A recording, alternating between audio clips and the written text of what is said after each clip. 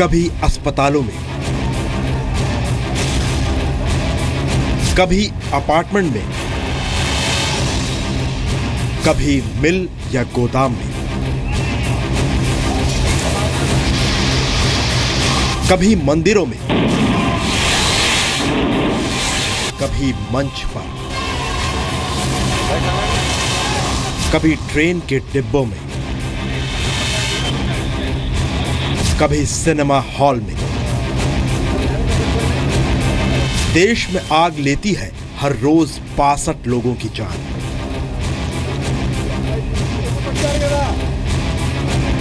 लपटों के आगे बेबस हम,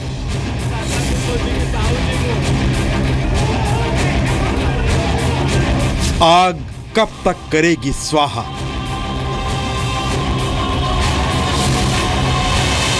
आग जलाए तो कौन बचाए। नमस्कार, आप देख रहे हैं जी न्यूज। मैं हूं आपके साथ में मानसा मलिक। जी हां, समय समय पर आग तांडव मचाती रहती है। पिछले 20 घंटे में आग से तबाही की 3 तस्वीरें आपको दिखाते हैं। पहली खबर भुवनेश्वर से है, जहां एक अस्पताल में आग लगने से 20 मरीजों की मौत हो गई है। 40 लोग आग में झुलस गए हैं। मौत का आंकड़ा बढ़ भी सकता है। भुवनेश्वर के SUM हॉस्पिटल के ICU में आग लगी। आग लगने की वजह शॉर्ट सर्किट बताई जा रही है। दूसरी तस्वीर जो आप देख रहे हैं ये मुंबई की है, जहां कफ परेड इलाके में मेकर चेंबर्स में आग लगी। बजाज इलेक्ट्रिकल के MD शेखर बजाज का फ्लैट भी आग की चपेट में आ गया। परिवार तो बाल बाल बच गया, लेकिन 2 नौकरों की आग की वजह से मौत हो गई।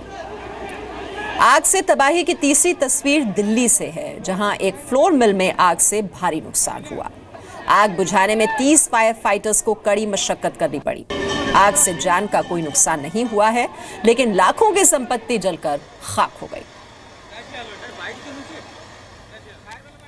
अब सवाल यह है कि आग को फैलने से रोकने के लिए हम क्या कर सकते हैं। तो आपको बता दें कि national building code of India 2005 में बिल्डिंग कंस्ट्रक्शन और फायर सेफ्टी को लेकर कुछ गाइडलाइंस बनाई गई हैं। बहुत सी सरकारी और गैर सरकारी इमारतों में इन कोड्स का पालन किया जाता है, लेकिन अभी भी काफी लोग इससे अनजान हैं। सभी बिल्डिंग्स नेशनल बिल्डिंग कोड 2005 का पालन करें। फायर अलार्म सिस्टम जरूर होना चाहिए।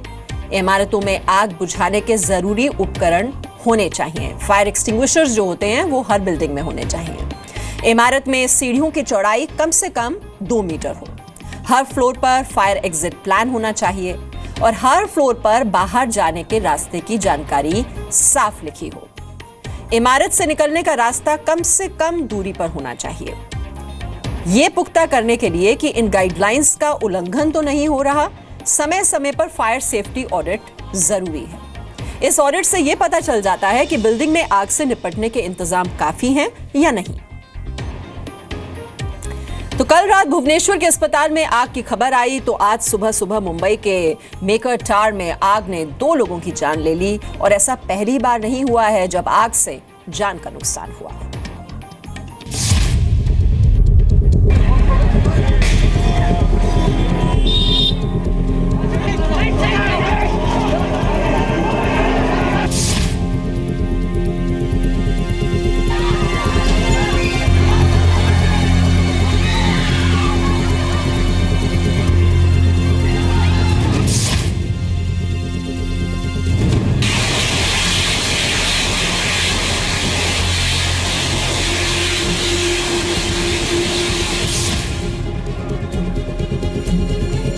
आग के तांडव से तबाही के ये तो महज कुछ उदाहरण भर हैं।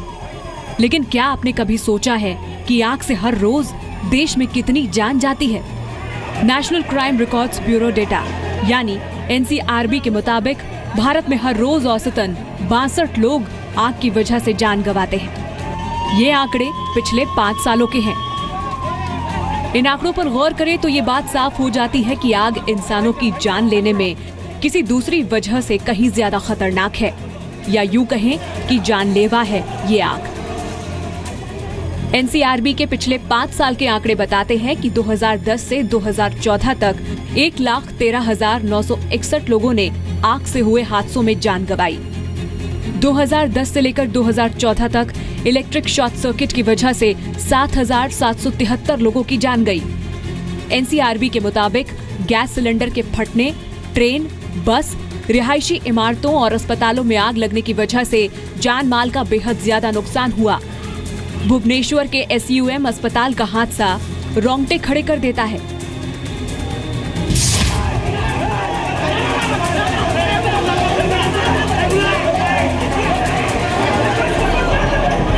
शाम के 7:30 बजे डायलिसिस सेंटर से निकली एक छोटी सी चिंगारी ने पूरे अस्पताल में अफरा तफरी मचा दी। देखते ही देखते आग डायलिसिस सेंटर से ICU तक फैल गई और तेजी से बढ़ती चली गई। आग की धुएं की वजह से 20 लोग जान गंवा बैठे। ये जान गंवाने वाले वो लोग थे जो अस्पताल में इलाज के लिए आए थे। इन्वेस्टिगेशन के लिए माननीय मुख्यमंत्री ने निर्देश दिया है। इन्वेस्टिगेशन खत्म होने से पहले हम नहीं बोल सकेंगे कौन रिस्पॉन्सिबल है और कौन रिस्पॉन्सिबल नहीं है। जो ड्यूटी में थे वही टाइम पे वो जो फ्लोर की इंचार्ज है, हम उन लोगों को निलंबित किया है कल रात को। एक्चुअली रीजन क्या है अभी तक पता नहीं चल रहा है। कोई बोल रहा है कि सोच रहे हैं शॉर्ट सर्किट। अभी तक आप सोच रहे हैं, अभी तक पता नहीं चला है कि रीजन क्या है। सब लोग सोच रहे हैं, हम लोग नहीं, सब सोच रहे हैं शॉर्ट सर्किट। रूम तो अभी सील हो गया ना, सरकार ने सील किया। आग में फंसे लोगों को निकालने के लिए खिड़कियों के शीशे और दरवाजे तोड़ने पड़े। कई लोगों को चादर में लपेटकर बाहर लाया गया तो कई लोगों ने जान बचाने के लिए खिड़कियों से छलांग लगा दी। चश्मदीदों के मुताबिक धुएं में दम घुटने से मरीजों की मौत हुई। बस उसके बाद हम लोग जैसे कि मुझे कॉल आया तो बाहर हम निकले तो वहाँ से सेकंड फ्लोर से बहुत जोर से धो के आग निकल रहा था। फिर हम लोग कॉल आया कि आप लोग बाहर निकल जाओ बोल के, तो हम लोग की मम्मी और बाकी सब पेशेंट को लेके बाहर निकल के वैसे बाहर यानी कि मेडिकल के बीच बाहर आके बैठ गए। कल का जो जितना जोर से कल जो भयंकर जो रात था, आगों से उजला हुआ नहीं होता है, जैसे कि बहुत जोर से धूध हो कि नहीं, चारों ओर से पूरा ब्लैक हो रहा था, स्मोक चारों ओर हो गया था क्योंकि बहुत सारा कैजुअलिटी बहुत कुछ हुआ है। कल कहाँ लगा आग? शॉर्ट सर्किट से वजह से डायलिसिस रूम और ICU में, जहां 24 घंटे लोग CCTV लगता है, 24 घंटे लोग रहते हैं। 19 लोग हैं, उनका जिंदगी अभी चला गया, उनका दीप अभी बुझ गया। अब जरा 10 अप्रैल की रात को केरल के कोल्लम में पुतिंगल मंदिर का वो मंजर याद कीजिए, जहां देखते ही देखते आग ने 108 लोगों को मौत की नींद सुला दिया था। पटाखे की चिंगारी से शुरू हुई आग ने मंदिर कैंपस को पूरी तरह से तबाह कर दिया। भुवनेश्वर हो, मुर्शिदाबाद हो या फिर पुतिंगल मंदिर का खतरनाक हादसा, हर बार आग का तांडव पहले के मुकाबले कहीं ज्यादा खतरनाक दिखता है। लोगों की जान चली जाती है। ऐसे में सवाल है कि इतने के बावजूद हमारे इंतजाम नाकाफी ही क्यों रहते हैं? क्या हम वक्त रहते चेत नहीं सकते? क्यों ऐसे हादसे हम रोक नहीं पाते? 2013 में आए फायर रिस्क सर्वे के मुताबिक आग से खतरे के मामले में अस्पतालों को दूसरे नंबर पर रखा गया है। ज्यादातर मामलों में बिजली के नंगे तार या ठीक तरह से तारों को आपस में ना जोड़ना इसकी वजह है। इसकी वजह से शॉर्ट सर्किट का खतरा कई गुना बढ़ जाता है। इस सर्वे में साफ तौर पर कहा गया है कि ज्यादातर इमारतों में आग से बचाव को लेकर बनाई गई गाइडलाइंस का कोई पालन नहीं होता। आग चेतावनी नहीं देती। एक चिंगारी से शुरू हुई आग तेजी से फैलती है और पलक झपकते सब कुछ खत्म कर देती है। सच तो ये है कि आग कहीं पर भी लग सकती है। आपके घर, दफ्तर, मॉल या अस्पताल में आग का खतरा हमेशा बना रहता है। इसके अलावा गोदाम और फैक्ट्री जैसी जगहों पर भी रिस्क हमेशा बना रहता है। साफ है, हमें ये मानना होगा कि आग खुद नहीं लगती, बल्कि हम इसके लिए जिम्मेदार हैं। हमारी लापरवाही, चाहे वो जानबूझकर हो या फिर गलती से, इस आग को इतना विकराल बना देती है। अगर सही समय पर हम एक्शन लें तो आग कभी हमें इतना बेबस नहीं कर पाएगी। ब्यूरो रिपोर्ट, जी मीडिया। दरअसल जागरूकता जो है वो बहुत जरूरी है। आग लगने की सिचुएशन में क्या करना है, इस बात की जानकारी हर किसी को होनी चाहिए।